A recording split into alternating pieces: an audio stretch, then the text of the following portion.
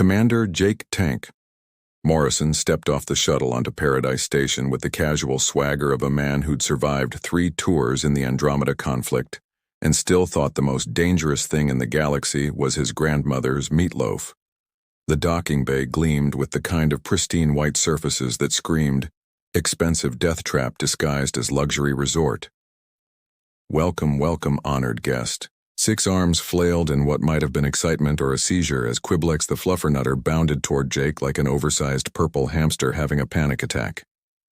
I am Quiblex, your dedicated resort manager, and oh my stars, you are even more terrifyingly human than your photo suggested. Jake raised an eyebrow. In his experience, being called terrifyingly human was usually a compliment, though Quiblex seemed to be sweating some kind of luminescent green fluid that probably violated several health codes back on Earth. Thanks, I guess. Nice place you got here. Jake glanced around at the marble floors decorated with what appeared to be memorial plaques. Lot of names on the walls. Oh, yes. Quiblex's voice pitched higher with nervous pride. Each plaque represents a valued guest who achieved the ultimate in relaxation here at Paradise Station. We have a 97% customer satisfaction rate. What about the other 3%? They live to complain about the towel service. Jake snorted. This was going to be interesting. Paradise Station billed itself as the galaxy's most exclusive wellness resort, where the ultra-wealthy came to prove their superiority by surviving amenities that would kill lesser beings. It was the kind of place where a weekend spa package cost more than most planets' GDP and came with mandatory life insurance. Now, Mr. Morrison, Quiblex continued, consulting a tablet with shaking hands, I see you've booked our premium Death Wish package, which includes access to our crown jewel, the legendary Toxin Chamber.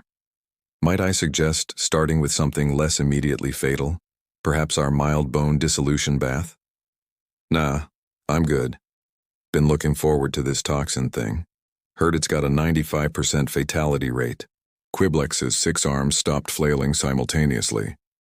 Yes, that is technically accurate, though we prefer to call it a 95% transcendence rate. Much more positive branding, you understand.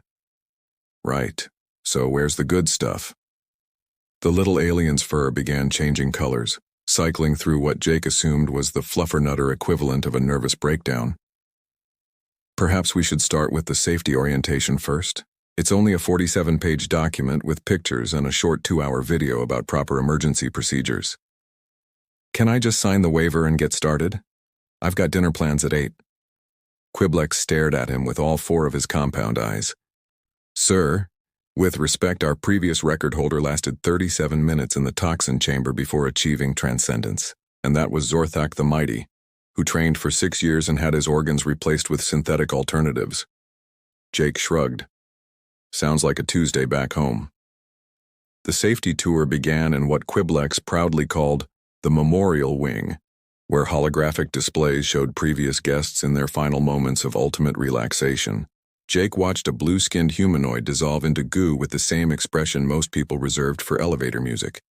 Here we see Ambassador Kleetok of the Rigel Consortium, achieving oneness with the universe via our molecular dispersal steam room. Quiblex narrated cheerfully. Note the beautiful way his cellular structure separates into component atoms. Very peaceful. Very zen. Looks painful. Oh no. Our exit interviews consistently show that 98% of transcended guests report the experience as life-changing. Hard to argue with that logic. They moved on to meet Dr. Kleep, the resort's chief medical officer, who looked like someone had crossed a spider with a tax auditor and given the result chronic depression. His examination room walls were covered with charts showing mortality rates, injury statistics, and what appeared to be a betting pool for guest survival times. Dr. Kleep maintains our impeccable safety record, Quiblex explained, as the spider doctor clicked disapprovingly at Jake. He's never lost a patient who didn't want to be lost. Dr. Kleep's 8 eyes focused on Jake with the enthusiasm of someone examining a particularly interesting tumor. Human male, approximately 35 standard years, standard biped configuration. His voice sounded like gravel in a blender. Probability of surviving the bone crusher massage, 12%. Acid rain shower, 8%. Plasma fire, hot tub, 4%. What about the toxin chamber? Dr. Kleep consulted his tablet, mandibles clicking. 0.003% with a margin of error of 0.003%. So basically zero. I prefer to think of it as statistically negligible, more positive that way. The tour continued through increasingly absurd amenities. The bone crusher massage apparently used actual bone-crushing techniques developed by warrior monks who took their vows very seriously. The acid rain shower featured genuine acid rain from a planet where it had evolved to dissolve titanium. The plasma fire hot tub was exactly what it sounded like, and Jake couldn't figure out how anyone had survived long enough to name it. Our guests love the authentic danger, Quiblex explained as they passed a group of wealthy aliens nursing various injuries. Nothing says luxury like genuine mortal peril. A purple-scaled lizard creature missing 2 arms waved enthusiastically at them. Best vacation ever. The lava rock facial only cost me my left eye, but the other 3 work better than ever. Jake nodded politely. That's nice. As they walked, other guests began pointing and whispering. A crystalline being that looked like a chandelier with anxiety issues leaned toward its companion, a slug-like creature wearing what appeared to be diamond jewelry. That's the human who booked the toxin chamber, the crystal being whispered, not very quietly. Impossible, replied the slug. Humans aren't that stupid. No, they're that crazy. There's a difference. Quiblex led Jake to the waiver station, where 17 different documents needed signatures, thumbprints, retinal scans, and what appeared to be a small blood sacrifice. Standard legal protection, he explained. We have found that most species appreciate knowing exactly how they're going to die before they die that way. Jake signed everything without reading it, which caused Quiblex to have what looked like a minor stroke. Shouldn't you at least skim the assumption of risk for cellular dissolution? Nah, I've signed scarier stuff. You should see the waiver for my ex-wife's cooking classes. The resort's main lobby buzzed with the kind of nervous energy that preceded either a sporting event or a public execution. Word had spread that a human had actually signed up for the toxin chamber, and apparently this was the kind of news that got the galaxy's elite excited. Ladies, gentlemen, and assorted life forms, boomed a voice that could probably be heard on neighboring planets. I am Zorthak the Mighty, current champion of Paradise Station and holder of the Toxin Chamber survival record. Jake looked up to see what appeared to be a 7-foot-tall iguana wearing golden armor and enough jewelry to fund a small war. Zorthak strutted across the lobby with the confidence of someone who'd never met a mirror he didn't like. 23 minutes and 47 seconds, Zorthak announced to the gathering crowd. That is how long I, Zorthak the Mighty, survived the chamber's deadly embrace. No being in the known galaxy has lasted longer. That's nice, Jake said, continuing to fill out his dinner reservation form. Zorthak's reptilian eyes fixed on Jake with the kind of intensity usually reserved for blood feuds or tax audits. You are the human who dares challenge my record? I'm the human who wants to try your sauna, yeah. The crowd gasped. Calling the toxin chamber a sauna was apparently the equivalent of calling a supernova a nightlight. Sauna? Zorthak's voice cracked slightly. You think the galaxy's most dangerous wellness facility is a mere sauna? Jake shrugged. I mean, hot room, sit inside, sweat a little. Same basic concept, right? Dr. Kleep materialized beside them with the unsettling way spiders had of appearing when you least expected them.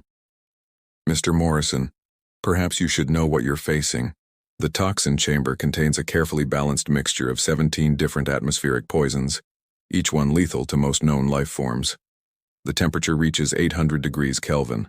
The humidity is maintained at levels that would dissolve most organic compounds. Sounds cozy. The previous record holder, Dr. Kleep continued, gesturing at Zorthak, spent 6 years training his body to withstand these conditions. He replaced his lungs with synthetic alternatives, his skin with bioarmor, and his blood with a chemical substitute that wouldn't coagulate under extreme heat. Jake looked at Zorthak with new respect. That's pretty hardcore, man. What made you want to do all that? Zorthak puffed up with pride. To prove that the mighty Zorthak fears nothing in this galaxy or the next. Cool. I just wanted to relax after that long shuttle flight. The crowd murmured among themselves. Jake caught fragments of conversation. Completely insane, death wish, and typical human nonsense. He was starting to feel right at home. Quiblex appeared at Jake's elbow, sweating that green stuff again. Mr. Morrison, perhaps I should mention that your species file contains some rather alarming information. According to our database, humans regularly survive in environments that would kill most civilized beings. Your home planet apparently contains creatures that exist solely to cause pain and death, weather patterns that violate several natural laws, and entire continents that are considered uninhabitable by galactic standards. Yeah, Australia's pretty rough, but the surfing's great. And your cities, Dr. Kleep added, consulting his tablet, contain areas so dangerous that your own species avoid them. Places with names like Detroit and Newark. Detroit's not that bad if you know where to park. Zorthak was looking increasingly uncomfortable. Surely you cannot be serious about entering the chamber without preparation, without training, without fear. Oh, I've got fear, Jake said. I'm terrified I'm going to miss the dinner special. Is the seafood here any good? A betting pool had spontaneously formed near the lobby bar, with most aliens putting money on Jake's spectacular demise within the first 30 seconds. Only one being, a small, furry creature that looked like a caffeinated squirrel, bet on Jake's survival.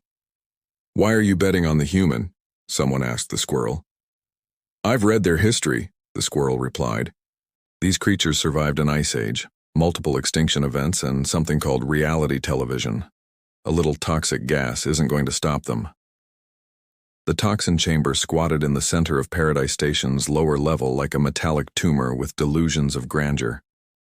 It was roughly the size of a small apartment and covered in warning signs in 47 different languages, all of which basically said, "This will kill you," in increasingly creative ways.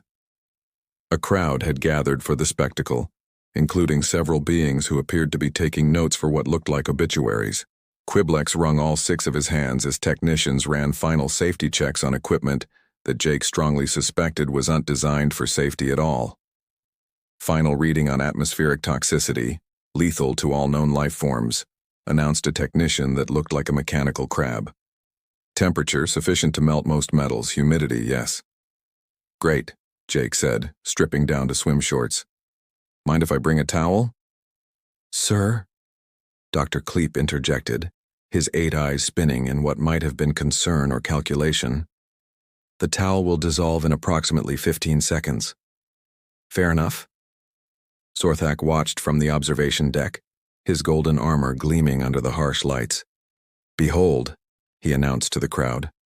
The foolish human enters the chamber with no protection, no preparation, no chance of survival.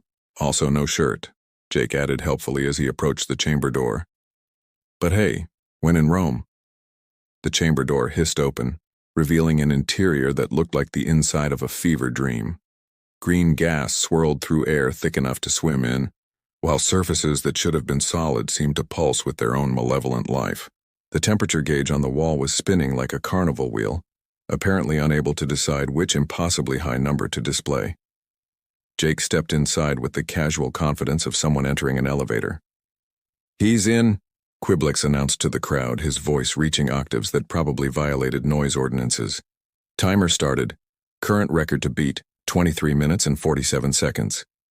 Through the observation window, the crowd watched Jake look around the chamber like a tourist checking out a hotel room.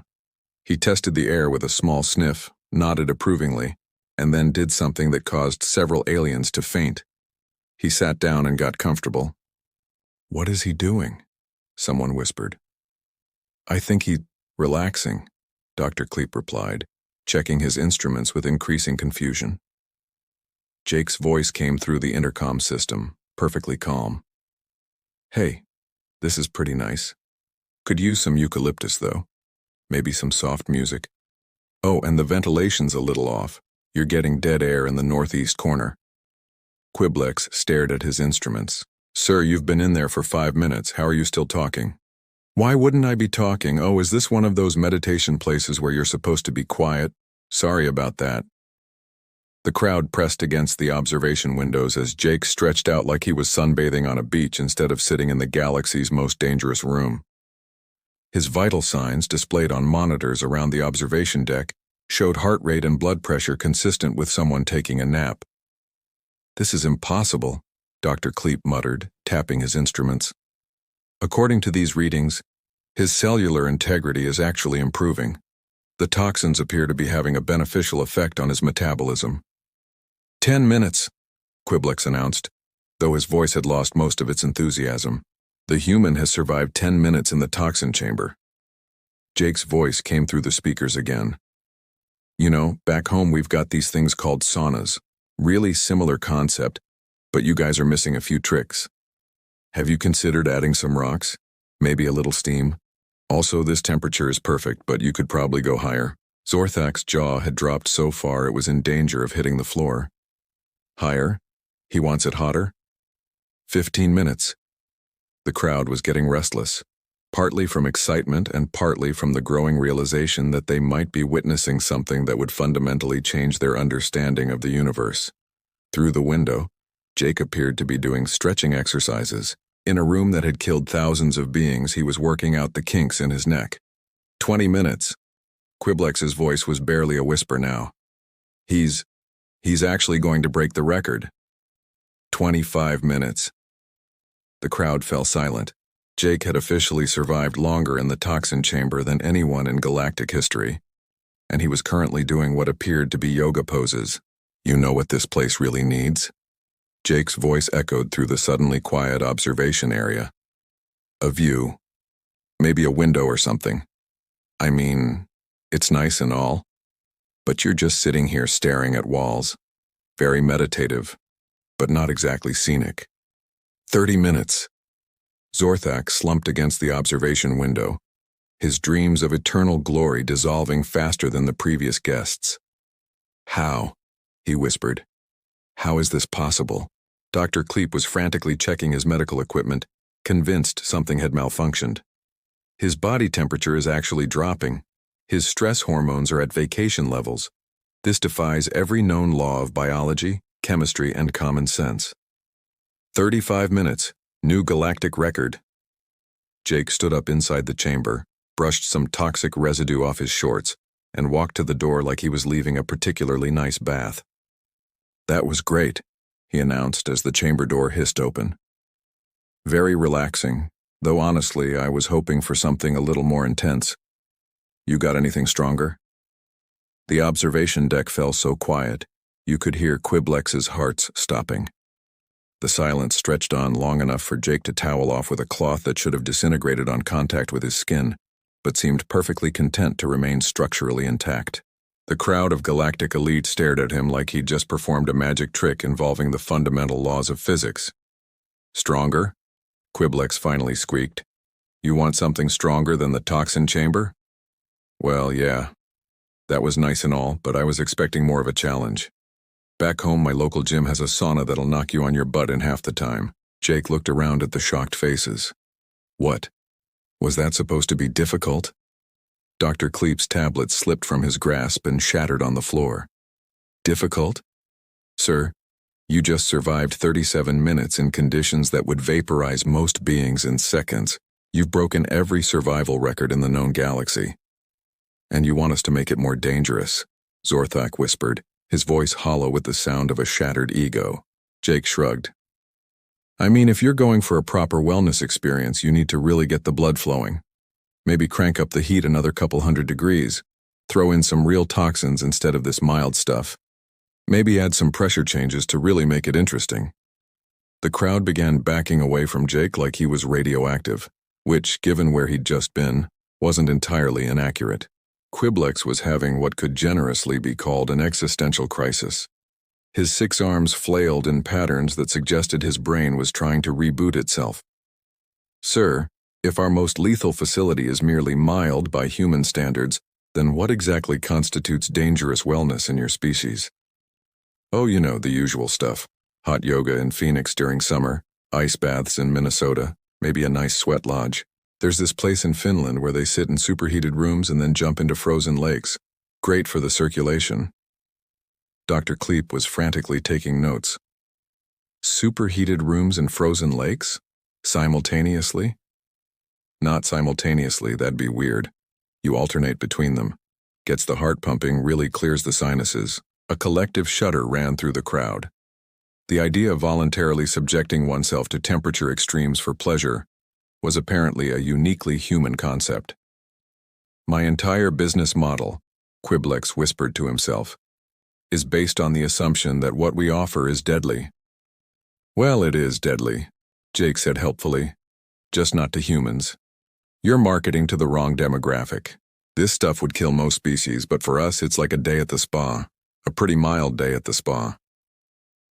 The wealthy aliens who'd paid premium prices for the privilege of nearly dying in luxury amenities began demanding refunds. The crystalline chandelier being was particularly upset, having spent its life savings for what it now realized was the equivalent of a human coffee break. We demand compensation, it chimed. We were promised mortal peril and received only mild discomfort. Speak for yourself, grumbled the purple lizard creature. I still lost an eye to the lava rock facial. That's because you're supposed to close your eyes during facials, Jake pointed out. Basic spa etiquette. Zorthak approached Jake with the stunned expression of someone who'd just watched their entire worldview get fed through a blender. Human Jake, I must know. What manner of training did you undergo to achieve such resistance to toxins and heat? Training? Oh, I grew up in Nevada and spent 3 years stationed on Kepler 442b. That place makes this look like a resort. Plus, my ex-wife was a terrible cook, so I've built up a pretty solid tolerance for things that shouldn't be consumed by living beings. Dr. Kleep's 8 eyes widened.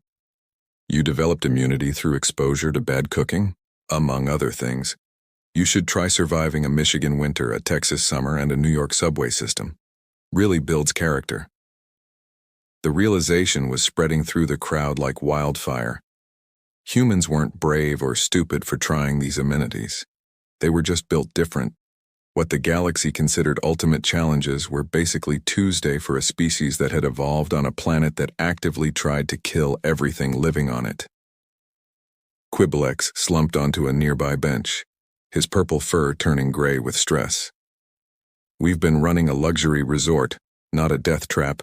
We're the galaxy's most expensive wellness center, and we don't even meet human minimum standards for relaxation. Hey, don't be so hard on yourself, Jake said. You've got good bones to work with. Just need some upgrades to really compete in the human wellness market. Human wellness market? Oh yeah, that's where the real money is. You should see what people pay for a proper hot stone massage or a real detox treatment. This place could be a goldmine if you marketed it right. And that's when Jake Morrison accidentally revolutionized the galactic wellness industry. 6 months later, Paradise Station buzzed with activity that would have been unthinkable in its previous incarnation. The marble floors still gleamed, but now they were covered with aliens actually enjoying themselves instead of preparing for transcendence to the next plane of existence. Jake sat in his new office, which had formerly been the Preparation for Afterlife suite, reviewing renovation plans while sipping coffee that could probably strip paint. The title on his door read, Chief Wellness Consultant, though most of the staff just called him the human who broke everything. Jake! Quiblex bounded in with his characteristic 6-armed flailing, though now it seemed more excited than panicked. The new beginner's relaxation wing is booked solid through next season. The beginner's relaxation wing was what they'd renamed the original deadly amenities after discovering that by human standards, they made excellent entry-level wellness treatments. The Toxin Chamber was now marketed as gentle detox breathing, while the bone crusher massage had been rebranded as deep tissue therapy. That's great, Jake said, not looking up from his plans. How's Zorthak doing with the orientation program? Wonderfully. He's become quite the motivational speaker. Yesterday he convinced a group of Rigelian businessmen that they could work up to human-level wellness treatments with only minimal risk of death. Zorthak had found new purpose as Jake's assistant, helping extreme aliens gradually build up tolerance for what humans considered basic relaxation. He'd traded his golden armor for a tracksuit and a whistle, and seemed genuinely happy for the first time in years. The Zorthak method was already becoming famous throughout the galaxy, as a way for non-humans to safely experience Earth-standard wellness treatments. His 3-month program had a 97% survival rate, which was considered remarkably good in the post-human wellness era. Dr. Kleep poked his head through the doorway, all 8 eyes bright with enthusiasm. "Jake, the research results from the Human Resilience Study just came back from the Galactic Medical Institute. They want to offer you an honorary doctorate in applied impossibility. I'll stick with the consulting work, thanks. How's the new treatment center coming along?" Phase 1 opens next week. We've got the Authentic Earth Sauna, the Australian Outback Meditation Chamber, and the Detroit Urban Survival Experience. The waiting list is already 18 months long. Jake had insisted on accuracy in their human-grade treatments. The Australian Outback Chamber contained actual dangerous fauna, shifting temperatures, and limited water supplies. The Detroit experience was still being fine-tuned, but early tests suggested it might be too intense for most alien species. Any word on the investors for the extreme sports facility? Dr. Kleep's enthusiasm dimmed slightly. Well, the preliminary proposals caused 3 board members to require medical attention. Something about base jumping, extreme mountain biking, and competitive eating contests. They're still trying to understand how those qualify as recreational activities. The extreme sports facility had been Jake's next big idea. If aliens were willing to pay premium prices for human-level wellness, imagine what they'd pay for human-level entertainment. The business plan had accidentally triggered a minor diplomatic incident when the Centauri Commerce Council assumed it was a declaration of war. A soft chime indicated an incoming message. Jake's desk display showed a familiar face, Admiral Harrison from Earth Fleet Command, looking simultaneously proud and terrified. "Morrison, I just got your proposal for the Ultimate Human Experience Resort. Please tell me this is a joke." "No, sir, completely serious. Market research shows incredible demand for authentic human recreational activities. We're talking about a whole new sector of the galactic economy.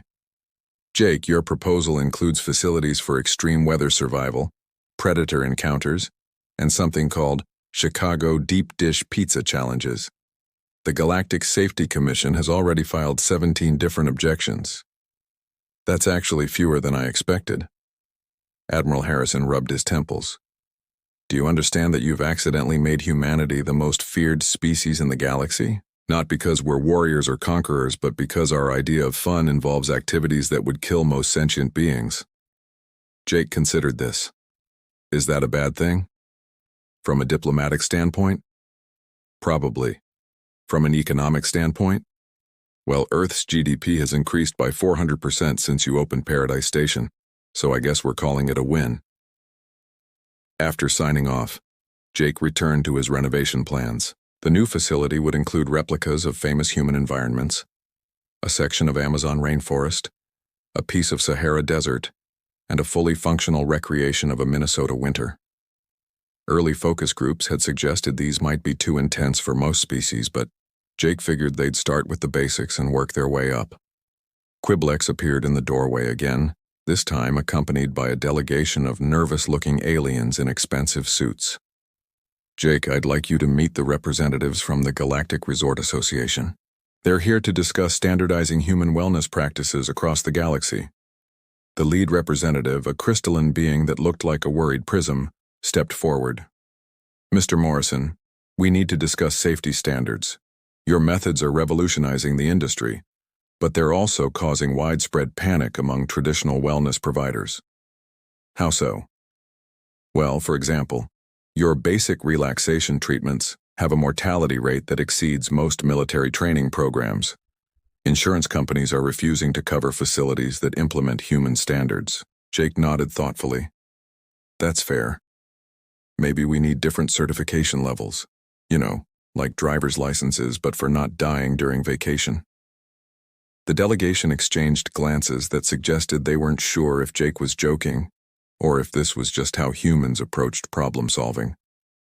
"We were thinking more along the lines of warning labels," the crystal being said carefully. "Something like, not suitable for beings with standard mortality rates." "Sure, whatever works. Just make sure to mention that we offer beginner classes." As the delegation filed out, probably to update their life insurance policies, Jake turned back to his plans. The final phase of the expansion would include his masterpiece, a recreation of a typical human YMCA, complete with community center atmosphere, questionable locker room hygiene, and senior citizens who could outswim most aquatic species. He was already taking bets on how many galactic records it would break. Outside his window, Paradise Station hummed with the sounds of genuine relaxation mixed with carefully managed terror. Aliens lined up for experiences that would have been execution methods in the old regime, while human consultants taught them proper breathing techniques for surviving Earth-normal conditions. Jake smiled and got back to work. After all, the galaxy was a big place, and humanity had a lot more recreational activities to share. The universe would never be the same. And honestly, that was probably for the best.